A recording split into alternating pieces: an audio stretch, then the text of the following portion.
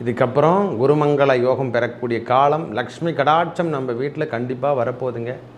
பசு சார்ந்த விஷயங்களை நம்மளுக்கு மேலும் முன்னெடுக்கக்கூடிய காலம், பசு தானம் செய்யக்கூடிய காலங்களாகவும் இந்த மகர ராசிக்கு இந்த காலத்தை கொடுத்துருக்காங்க ஐயா.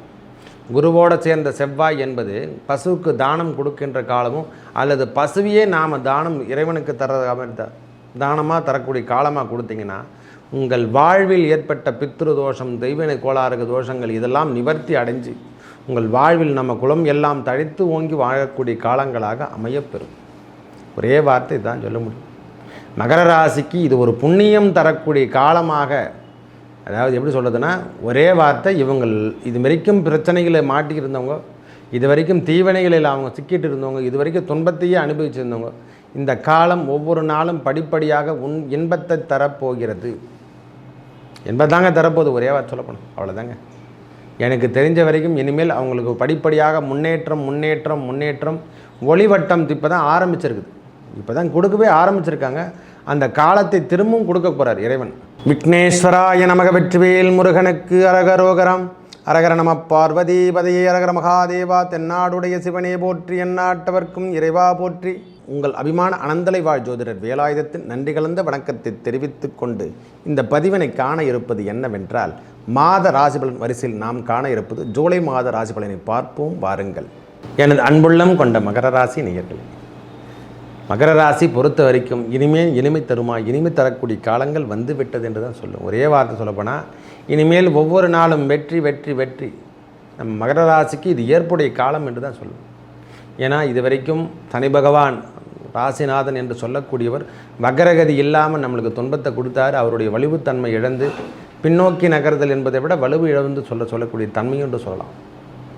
நாம் ஒளி கிடைக்கின்ற காலத்தை விட நீண்ட தூரம் என்று சொல்லக்கூடிய அமைப்பை செல்லும் பொழுதெல்லாம் சூரிய பகவானுடைய அந்த வக்ரகதி காலத்தில் நல்ல முன்னேற்றத்தை கொடுக்கக்கூடிய காலங்களாகவும், இதுவரைக்கும் துன்பத்தை அனுபவித்து இந்த மகர ராசிக்காரன் இனிமேல் இன்பத்தை அனுபவிக்கின்ற காலங்களாக இந்த காலம் அமைய பெறப்போகிறது. அதுவும் இல்லாமல் 3ஆம் இடத்துல ராகு பகவான், 5ஆம் இடம் என்று சொல்லக்கூடிய இடத்துல குருவும் செவ்வாயும் இணைக்கின்ற காலம் 12 தேதிக்கு அப்புறம். ஏற்கனவே 4ஆம் இடத்துல வீட்டிருந்த செவ்வாய் பகவான் ஆட்சி பெற்று வீட்டிருந்தார். அவர் அந்த நோய் நொடிகளில் இருந்த வந்த பிரச்சனைகள் எல்லாத்தையும் விலகி, இடம் பிரச்சனை எல்லாத்தையும் கொடுத்துருந்தார். அந்த பிரச்சனையிலிருந்து வீடு சார்ந்த விஷயங்களும் கடுமையான தாக்கத்தை ஏற்படுத்தியிருக்கும். அவையெல்லாம் விட்டு விலகி இதுக்கப்புறம் குருமங்கள யோகம் பெறக்கூடிய காலம், லக்ஷ்மி கடாட்சம் நம்ம வீட்டில் கண்டிப்பாக வரப்போகுதுங்க.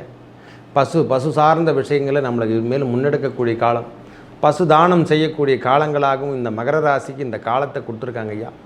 குருவோடு சேர்ந்த செவ்வாய் என்பது பசுவுக்கு தானம் கொடுக்கின்ற காலமும் அல்லது பசுவையே நாம் தானம் இறைவனுக்கு தானமாக தரக்கூடிய காலமாக கொடுத்தீங்கன்னா உங்கள் வாழ்வில் ஏற்பட்ட பித்ரு தோஷம், தெய்வனை கோளாறுக தோஷங்கள் இதெல்லாம் நிவர்த்தி அடைஞ்சு உங்கள் வாழ்வில் நம்ம குலம் எல்லாம் தழைத்து ஓங்கி வாழக்கூடிய காலங்களாக அமையப்பெறும். ஒரே வார்த்தை தான் சொல்ல முடியும். மகர ராசிக்கு இது ஒரு புண்ணியம் தரக்கூடிய காலமாக, அதாவது எப்படி சொல்கிறதுனா ஒரே வார்த்தை, இவங்கள் இது வரைக்கும் பிரச்சனைகளை மாட்டிக்கிருந்தவங்க, இது வரைக்கும் தீவினைகளில் அவங்க சிக்கிட்டு இருந்தவங்க, இது வரைக்கும் துன்பத்தையே அனுபவிச்சிருந்தவங்க, இந்த காலம் ஒவ்வொரு நாளும் படிப்படியாக இன்பத்தை தரப்போகிறது என்பதாங்க தரப்போகுது. ஒரே வார்த்தை சொல்லப்போணும், அவ்வளோதாங்க. எனக்கு தெரிஞ்ச வரைக்கும் இனிமேல் அவங்களுக்கு படிப்படியாக முன்னேற்றம் ஒளிவட்டம் இப்போ தான் ஆரம்பிச்சிருக்குது. இப்போ தான் கொடுக்கவே ஆரம்பிச்சிருக்காங்க. அந்த காலத்தை திரும்பவும் கொடுக்க போகிறார் இறைவன். இனிமேல் பழைய நிலைமைக்கு கொண்டு வரக்கூடிய காலம்தான். அவங்க மங்கள யோகம் பெற்று அவங்க பிள்ளை சார்ந்த விஷயத்தில், அதாவது எப்படி சொல்கிறதுனா குழந்தை பேரு கிட்டக்கின்ற காலமாக இந்த காலம் அமையும். திருமணம் சார்ந்த விஷயங்கள்லாம் கைகூட வரப்போகுது. இறைவன் நம்மளுக்கு எல்லாத்தையும் அருள் பாலிக்க போகிறாரு. நம்மளுக்கு எல்லா விஷயத்தையும் அவரே கொடுக்க போகிறார். நாம் தேத்தவளை எது நம்மளுக்கு எல்லாத்தையும் அவரே கொடுக்க போகிறார். 6ஆம் இடம் என்று சொல்லக்கூடிய இடத்துல பகவான் புதன் பகவானும் சூரிய பகவானும் சுக்கிர பகவான் 3 பேர் இணைஞ்சிருந்தாங்க. அவரும் 7ஆம் இடத்துக்கு மாறி புதன் பகவான் இடம் பெயர்ந்துட்டார். 8 தேதிக்கு அப்புறம் சுக்கிர பகவானும் 16 தேதிக்கு அப்புறம் சூரிய பகவானும் இடம்பெயர்ந்து உங்களுக்கு வெற்றி என்று சொல்லக்கூடிய அமைப்பையும் அந்த கலத்திரகாரகன் நேரடியாக பார்க்கும் பொழுது அந்த திருமண சார்ந்த விஷயங்களில் நம்மளுக்கு முன்னெடுக்கக்கூடிய காலங்கள் கண்டிப்பாக ஜூலை மாதத்துக்கு அப்புறம் பாருங்கள். ஜூலை மாதத்துக்கு அப்புறம் திருமணம் சார்ந்த விஷயங்கள் கண்டிப்பாக மகர ராசிக்கு ஈடேறக்கூடிய காலங்கள். இதெல்லாம் தோஷமெல்லாம் நிவர்த்தி ஆகக்கூடிய காலமே தாங்க. இதான் தோஷம்லாம் நிவர்த்தி அடையக்கூடிய நேரம். இதுக்காக காத்திருப்போம். நாம் எத்தனையோ ஜோசிகார்கிட்டலாம் போயிருப்போம். திடீர்னு பார்த்தா மகர ராசிக்காரங்கள்லாம் நிறைய பேர் புக் ஆகிட்டாங்க. கடன்னு இது வரைக்கும் போன வருஷம் சொல்லியிருந்தவங்க கூட வானான்னு சொல்லியிருந்தவங்க கூட இந்த வருஷம் புக் ஆகிட்டாங்க. திருமணம் சார்ந்த விஷயங்களும் நல்லா முன்னெடுக்கக்கூடிய காலம். இன்னும் கொஞ்ச நாள் இருங்க. திருவோண நட்சத்திரக்காரங்க திடீர் திருமண யோகங்கள்லாம் கிடைக்க போகுது. ஆகஸ்ட்டுக்கு அப்புறம் திருமண யோகங்கள் உடனடியே கிடைக்கக்கூடிய பாக்கியத்தில் திருவோண நட்சத்திரம், அப்புறம் சித்திரை, மிருகசிருஷம், அவிட்டம், சித்திரை என்று சொல்லக்கூடிய அவிட்ட நட்சத்திரக்காரர்களும் மகர ராசியில் இருக்கிறவங்களுக்கு திருமண பாக்கியம் உடனடியாக நிறைவேறக்கூடிய காலங்களாக வந்து கொண்டு இருக்கிறது. இப்போ முத்திராடம் என்று சொல்லக்கூடிய நட்சத்திரக்காரர்களும் மகர ராசியில் இருக்கிறவங்க நல்ல சீக்கிர திருமண வாய்ப்புகள் தேடி, பெண்ணாகட்டும் ஆணாகட்டும் யாராக இருக்கணும், கண்டிப்பாக கன்ஃபார்மாக திருமணம் புக் ஆகிட்டு இருக்கணும். இந்த மாதம் அது ஏற்புடைய காலங்களாக வந்து ஒன்று நிச்சயதார்த்தம் சார்ந்த விஷயங்களோ, பெண் வீட்டுக்காருக்கு போகிறதோ, நம்ம பிள்ளை வீட்டுக்காருக்கு போகிறதோ, அல்லது திருமணம் சார்ந்த விஷயங்களை நம்ம முன்னெடுக்கக்கூடிய காலங்களாகும் இந்த காலம் மகர ராசிக்கு இருக்க போகுது. சூப்பராக இருக்க போதுங்க. இது ஒரு பம்பர் ப்ரைஸ் என்று தான் சொல்லுவோம், ஒரே வார்த்தை சொல்லப்போனால். ஏன்னா மங்களன் என்று சொல்லக்கூடிய அமைப்பையும் குரு மங்கள யோகம் பெற்று நம்மளுக்கு எல்லாத்தையும் கொடுக்க போகிறான் இறைவன். அதுவும் இல்லாமல் சுக்கிர பகவானும் சூரிய பகவானும் புதன் பகவானும் நேரடியாக 7ஆம் இடத்துலேருந்து நேரடி பார்வை. ஒரு சுபத்துவம் வாய்ந்த கிரகங்கள் 3 கிரகங்கள் நம்ம மேலே பட்டாவே எல்லா விதமான தோஷங்களையும் நிவர்த்தி செஞ்சிடும்.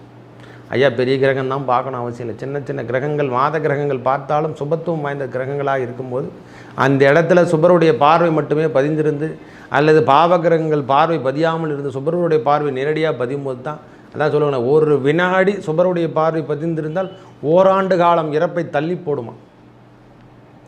ஒரு நேரத்தில் அவருக்கு இறப்பு சார்ந்த விஷயங்கள் கடைசி நேரத்தில் கூட சுபருடைய பார்வை ஒரே ஒரு நாள் படித்தா போதும். சந்திரனுடைய ஒரு பார்வை இருந்தாலே போதும். அதாவது சந்திராஷ்டம தினங்களில் எந்த காரணத்தை கொண்டு வெளியே போகக்கூடாது. இதைத்தான் சொல்கிறது. ஏன்னா அன்றைக்கி தினம் சந்திரன் மறைவாக இருக்கப்பட்டால் நம்மளுக்கு சந்திரன் தானே முக்கியம். அன்றைக்கி மறைவாக இருக்கும்போது வம்பு வழக்கு, தேவையில்லாத விஷயங்களை சண்டையிடுதல், இதெல்லாம் வித்திடணும். மகர ராசிக்கு இது ஒரு பிரச்சனை தரையிலிருந்து வெளியில் வரக்கூடிய காலங்களாகும். நல்ல அமைப்போடு பெரிய முன்னேற்றம் தரக்கூடிய காலமாக இந்த காலம் அமையப்போகிறது. இந்த ஜூலை மாதம் அவங்களுக்கு பெரிய பெரிய ஆஃபர்லாம் கொடுக்க தான் போகிறான். இறைவன் கொடுத்து வைக்கின்ற பாக்கியமாக அமைப்பது. பெரிய இது வரைக்கும் திருமண தோஷமோ திருமணம் சார்ந்த விஷயங்களை இவங்க முன்னெடுக்கலைன்னா அந்த தோஷம் எல்லாம் நிவர்த்தி செய்து திருமண தோஷமும் நீக்கும். குழந்தை பேர் கிட்டக்கூடிய காலங்களாகும். நம்ம வாழ்வில் இது வரைக்கும் ஏற்பட்டு வந்த கடன் பிரச்சனை, தொழில் பிரச்சனை எல்லாருக்கும் இது விலகிறதுக்கு ஒரு படியாக இருக்கும் தாங்க ஒரு ஆரம்பமே. ராகுகேது எப்படின்னா இருக்கட்டும் ஐயா. மற்ற கிரகங்கள் கொடுக்கக்கூடிய பலாபலங்கள் சனி பகவானும் கொடுக்க தான் போகிறார். கணவன் மனைவிக்குள் ஏற்பட்டு வந்த கருத்து வேறுபாடெல்லாம் விலகிட போது. நம்ம குடும்பத்தில் இல்லறத்தில் சுப நிகழ்ச்சிகள் நடக்க போகுது. அதுக்கு முன்னே வீட்டுக்குள்ளேயே போக முடியாது. இப்போலாம் வீட்டுக்கெல்லாம் போகக்கூடிய வாய்ப்புகள் தேடி வரப்போசாங்க.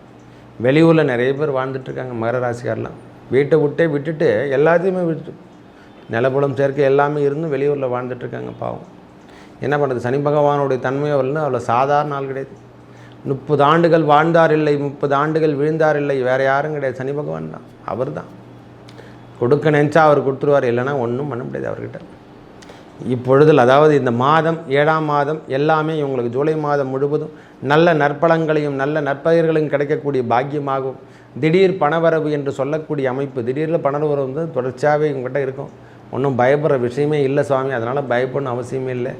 எல்லாமே முன்னேற்ற பாதைக்கு எடுத்து சொல்லக்கூடிய காலமாகவும், நோய் நொடிகள் விலகக்கூடிய காலங்களாகவும், பிரிந்திருந்த உறவுகள் சேரக்கூடிய காலங்களாகும். முக்கியமாக அதுதாங்க தாயாராகட்டும் தந்தையாராகட்டும் அவங்ககிட்ட இருந்து வந்த பிரச்சனை அதெல்லாம் விட்டுட்டு விலகிட்டு எல்லாமே நம்ம குடும்பத்தில் ஒன்றியமையாக இருக்கலாம் அப்படின்னு சொல்லக்கூடிய காலமாக இந்த காலம் அமையப்பெறும். மேலும் நல்லதெல்லாம் நடக்க இறைவன் முருகப்பெருமானையும் அந்த ஏழுமலையான் என்று சொல்லக்கூடிய வெங்கடகிரிநாதனை, ரங்கநாத பெருமானை, திருச்சி ரங்கநாத பெருமானை வழிபட, ரங்கநாயகியை வழிபட உங்கள் வாழ்வில் ஏற்பட்ட துன்பங்கள் விலகி நல்லதே நடக்கும். நன்றி, வணக்கம்.